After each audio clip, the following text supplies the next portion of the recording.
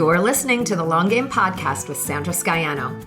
In a world where everyone is doing, it's easy to get lost in a sea of comparison, secret tricks, and promises of overnight success. The long game is my approach to business. The actual day in and day out philosophy that you have to show up, you have to do the work, and there's no quick fixes for long-term success. I'm a web designer, digital strategist, and energetic thinker, and I'm here to share the process and lessons I experience with my clients daily who are going through the same struggles of building a business as you are.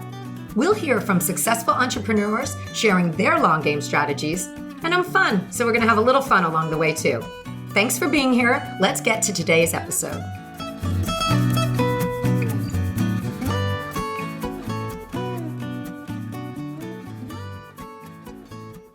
Hello, everyone. Here today with a pretty timely topic.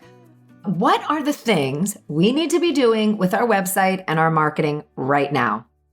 You know, this is something that's been on the mind of a lot of business owners, and I've been asked a lot about as of late. You know, I've also been taking note of what some of the bigger brands are doing, and today we're going to talk about what are some of the things that you can do on your website to keep it up to snuff during COVID-19 and the reopening efforts.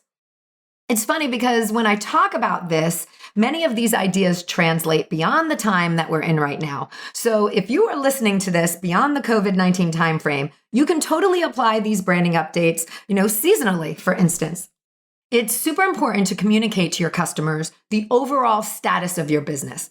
We're now moving into the reopening phases across the country, and you've got to let people know the status of your business operations. Are you open now? What are the hours? Are you doing curbside pickup? What are the safety protocols that you'll be following going forward? Are you only seeing clients via Zoom now? And this applies to every business, but a definite for retail and restaurants and these in-person services. And, you've got to put this update in an easy to find place on your site, preferably first thing. You can add an additional header to your site that has the update. I'm seeing this a lot now on university websites where they're trying to communicate with students and the campus community about the status of their campus ongoing. So many have put up a big colorful banner that has updates, information updates and links. And I will say that this is not necessarily the most aesthetically pleasing, but it does get the message across and it's very easy to find. So sometimes you got to do that too. But there's nothing stopping you as a business owner from using a free graphic program like Canva to create a more aesthetically pleasing graphic and to have that popped up on your site. Again, this can be in the header area or somewhere close to the top of your site. You can just add another piece in above your menu and your hero image. So other options, you can add a pop-up to your site, which will appear upon your site loading. I work with a private chef client whose website we added one of these to, and this pop-up text just reiterated her training and certifications in food handling. That is reassuring when you go and someone is putting out information to meet you head on. So, that's really reassuring. And I love that, just addressing it right away. So I've noticed that with some of the bigger chain pizza restaurants, they are advertising this no contact pizza. They tout how hot their ovens are and that there's no human touch after the pizza comes out of the oven. It's not even touched. I love that they've put this into their marketing. It's on their websites. It's on their television advertisements. They're really communicating that piece to you. And I just want to be clear that I am from Jersey and I know good pizza. And I did my many years stint in Brooklyn. So my pizza taste evolved and elevated even further. So I don't eat chain pizza, but I totally appreciate their marketing and they're letting their customers know the protocol up front. So, that's a fun one. Okay, so another thing to consider is placing this info that you're creating, this new header or this, however you're communicating with people, on multiple pages of your website. Maybe your homepage is not the first place that people are landing. This update It can go onto your contact page. It could be on a product page, or if you're a restaurant where your menu is, you can put it in multiple places because you want it to be found. You want people to, you want to make it easy for people to know what's going on, your status, your hours, all of that. And you can apply this same way of thinking to your social media profiles, by updating your banners and also the information in your profile with the latest info that's going on. So we tend to think of these things as, once we put them up, they're done and you don't touch them again. But really, you can go in and change things up for yourself when you have a special promotion going on or you're launching a new product. You don't only have to use this for when there's a worldwide pandemic going on. You use it anytime you need to let your customers know where to find you or what's the latest happening with you. There's with the banners, there's a extra space that you can use in your Facebook banner it's actually clickable. So when you create a banner, you can put a little, starburst on it that says click for more info. And when you click on the banner, a flyout pops up. So it gives you extra space to add like hours or a more in-depth update about how you're handling things. So that space is really prime, and you should be using it for frequent updates about what's happening with your brand. One thing I always say to my website clients is that, your website is malleable. Nothing is set in stone unless you keep it that way. The more you work in your business, the more your brand voice evolves and the more your offers evolve. And so you'll want to update your branding or your content. And you can also update these pieces, like we're saying, during certain promotion times, or when you have brand events happening. So, really don't get caught into it's done, I can never switch it back. Like you can totally put up an update and then switch out your social profile or remove the banner from your website. You can change things around. And I know you were all thinking that it's so easy for me to be saying this because I do this every day. And that is true. It is easy for me. But once a site is designed nowadays, making changes to the content isn't that difficult anymore. You're really just a tutorial away from handling this yourself. It's also something that you can ask your web designer to do for you or have your VA do for you. Those are things that you can delegate out. P.S. If you are delegating this out, the more prepared you are with your content, your graphics, all of your ducks in a row, the quicker and less costly this whole update process will be. And this goes back to what I mentioned earlier. Once you've got this website adjustment skill or delegation set up, you can change things, for the holidays or, when you're having this special promotion. So this process and understanding or setting up this process opens the door for better communication with your audience and more business for you. All right. Another way to use your website is to communicate your latest through writing a blog post. This is great not only for the communication of the message and the connection, but it's also good for SEO, which is search engine optimization. SEO is how you are found in Google and the other search engines. So writing a post for your site and infusing it with keywords is a great way to bring traffic to your site and therefore attention to your products and your services. Blog posts are highly shareable on social media, and that even furthers the reach of the message and the draw back to your website.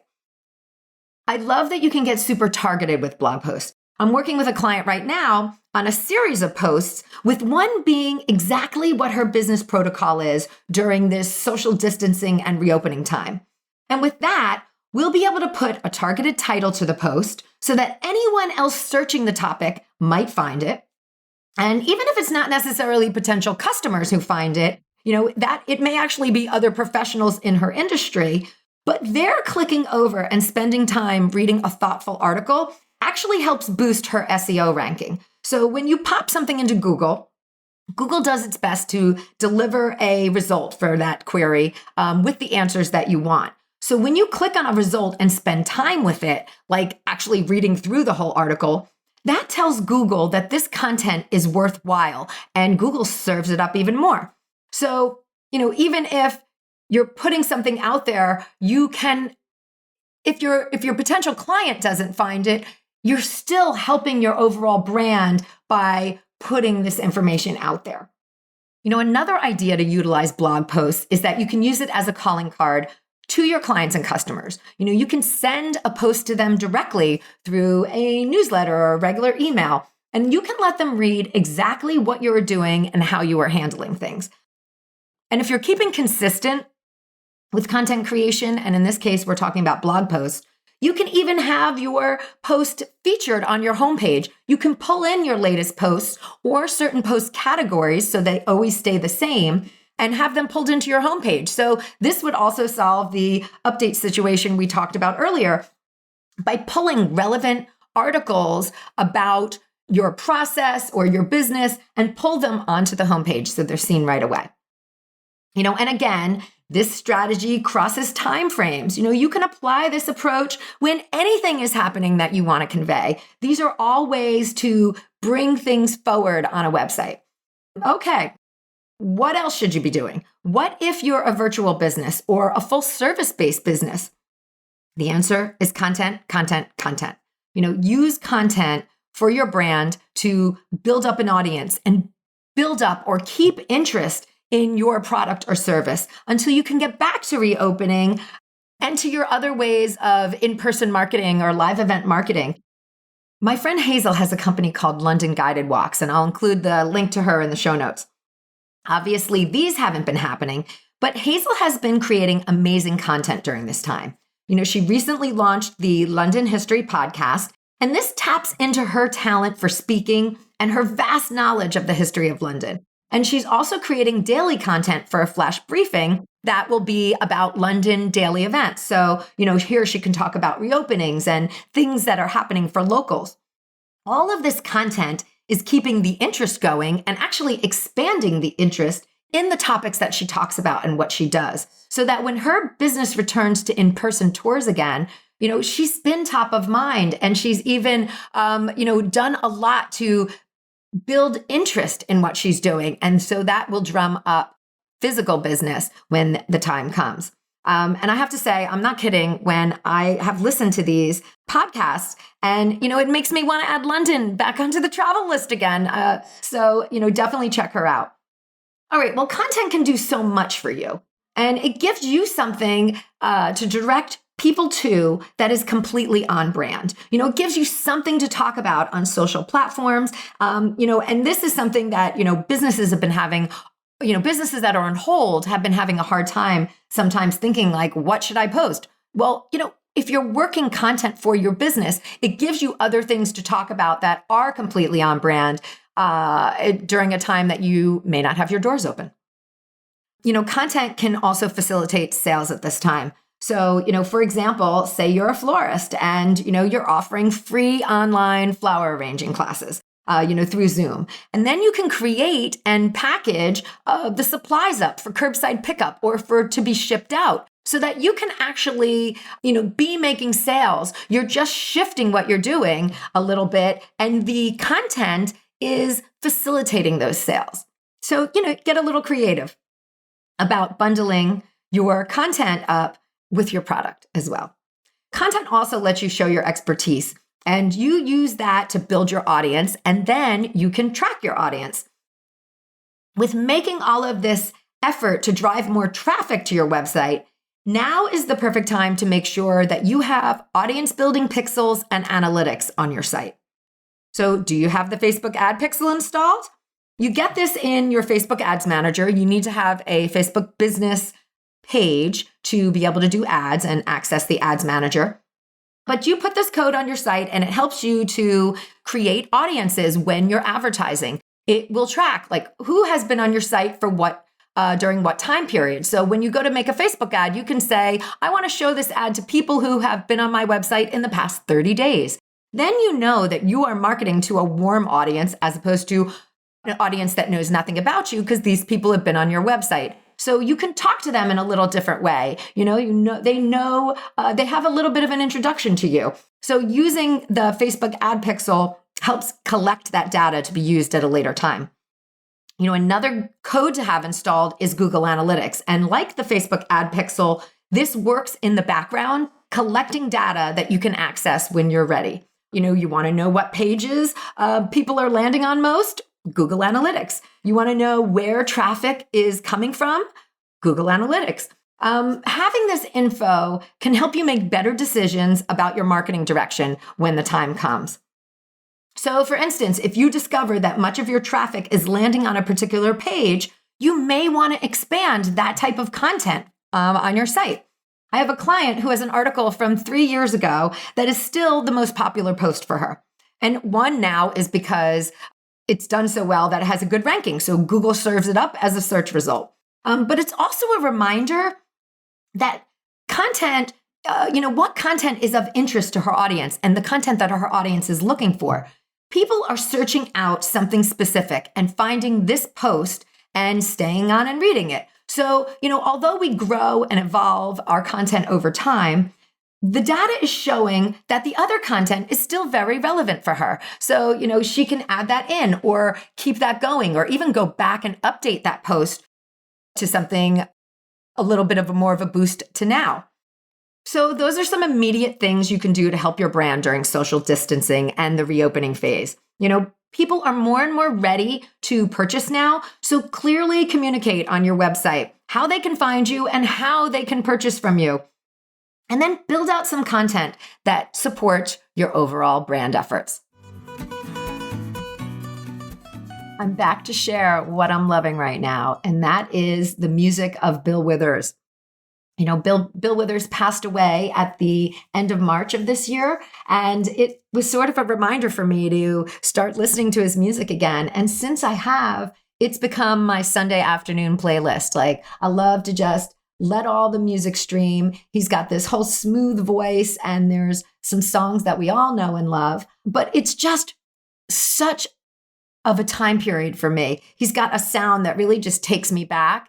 And he was really successful, even though his time was very short. He actually only was in pop music and in the music industry for about 12 years. And then he went on to go do other things. But he was so successful in that time frame. And even afterward, because he wrote so many songs that so many artists covered his music and then even went on to win Grammy Awards and all of that afterwards. So I've totally been enjoying it. I want to share it with you. Feel free to ask me what my favorite songs are, and I'll put them in the show notes for you. Okay, go play that music this week and enjoy. Thanks for joining me today. You can access more info in the show notes at thelonggamepodcast.net. If today's show connected with you in some way, please share it with your friends or hop on iTunes and leave me a review. Until next time, keep playing the long game.